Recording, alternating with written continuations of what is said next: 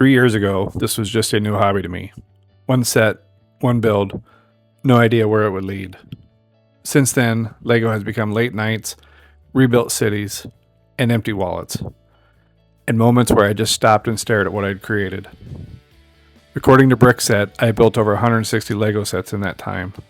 Today, I'm counting them down to my 10 favorite of all time. The builds that challenged me, inspired me, and turned this hobby into something way bigger than I ever expected. These aren't just sets, they're accomplishments. So now, please enjoy my top 10 favorite LEGO sets of all time. Ever finish a LEGO set and just sit there and be like, yeah, that was worth it? That's exactly how I felt building set 21063, Neuschwanstein Castle. My first venture into the architecture theme has over 3,400 pieces and keeps you locked in the whole time without ever feeling like work. Multiple towers, a courtyard, and changeable landscaping make this fun starting from page 1. And once it's done, it has serious shelf presence. This is one of those sets where the build experience is just as good as the final display, which is why one of my top 10 favorites. Perhaps a trip to Germany for comparison may be in order at some point. Released in March of 2013, LEGO Creator Set 10232 Palace Cinema comes in at number 9. While it may not be the best modular building ever made, it does hold a spot in my heart as it was my first.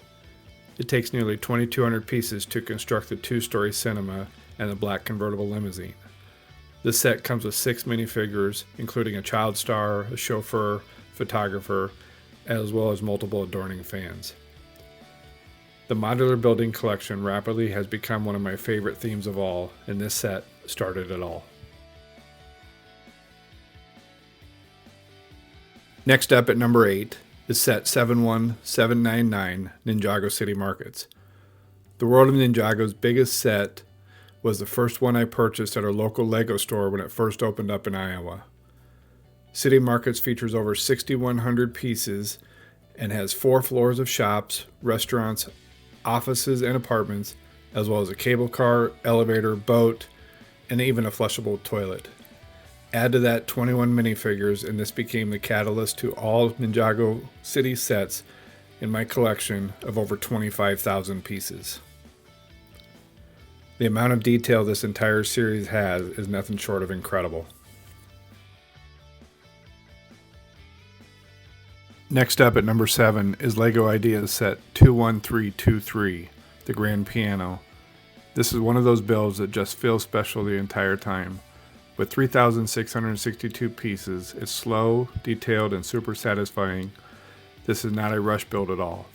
What makes it stand out is how real it feels. The moving keys, the internal mechanics, the bench, and even hooking it up to your phone for a Bluetooth-enabled version of the entertainer.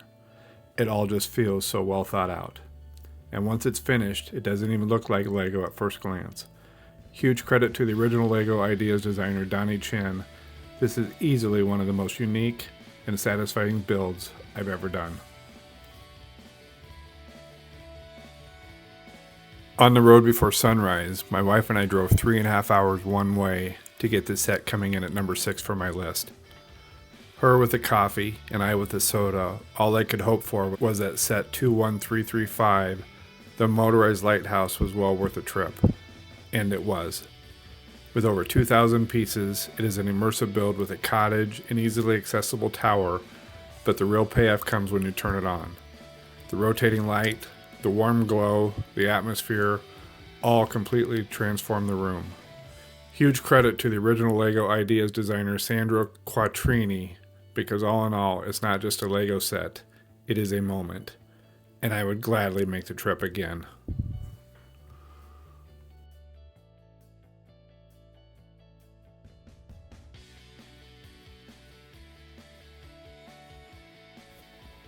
Coming in at number 5 on my top 10 builds is the Batman Gotham City set, and this one surprised me in the best way. With over 4,000 pieces, it is a slow, methodical build that really rewards patience. Since it's part of the LEGO art theme, it's less about play and more about precision, layering, and detail. What really sets this apart is the hidden Easter eggs, little nods to Gotham, classic villains, and Batman lore tucked all throughout the skyline. The final result looks like wall art from across the room, but the closer you get, the more you discover. It's thoughtful, immersive, and easily one of the coolest display pieces I own. Up next is the set that changed everything for me. Coming in at number 4 for my top 10 favorite builds is the LEGO Titanic, set number 10294. And this is where my LEGO journey really began. With 9,090 pieces, it is a full-on marathon, but it never felt repetitive. Every section, from the engines to the decks, felt intentional and rewarding. This was the first truly massive LEGO set I ever saw, and the first one I actually built that made me realize how far LEGO could go. Finishing it, with the help of my nephew, felt like a real accomplishment. It's massive, incredibly detailed, and still one of the most impressive display pieces I own, and that's why it sits so high on my list, as well as my shelf.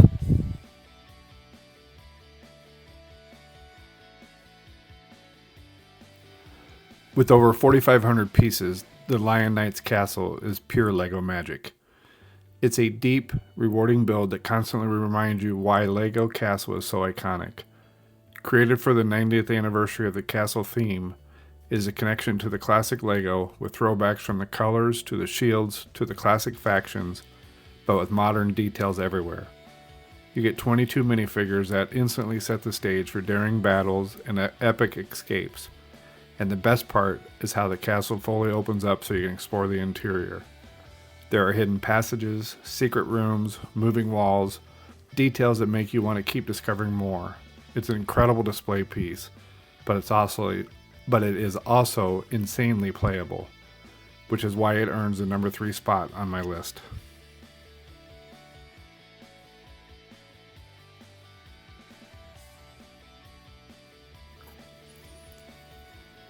After the nostalgia of the Lion Knight's Castle, I wanted something that did the complete opposite, and that's exactly where number 2 comes in. Number 2 of my favorite builds is the Technic McLaren P1, and this set completely changed how I look at LEGO. From the moment you open the box, the unboxing alone feels premium, like you're opening something special. With almost 3,900 pieces, the build is deep, technical, and incredibly rewarding. The 7-speed gearbox with paddle shifters, the independent suspension, and the butterfly doors coming together piece by piece is just unreal.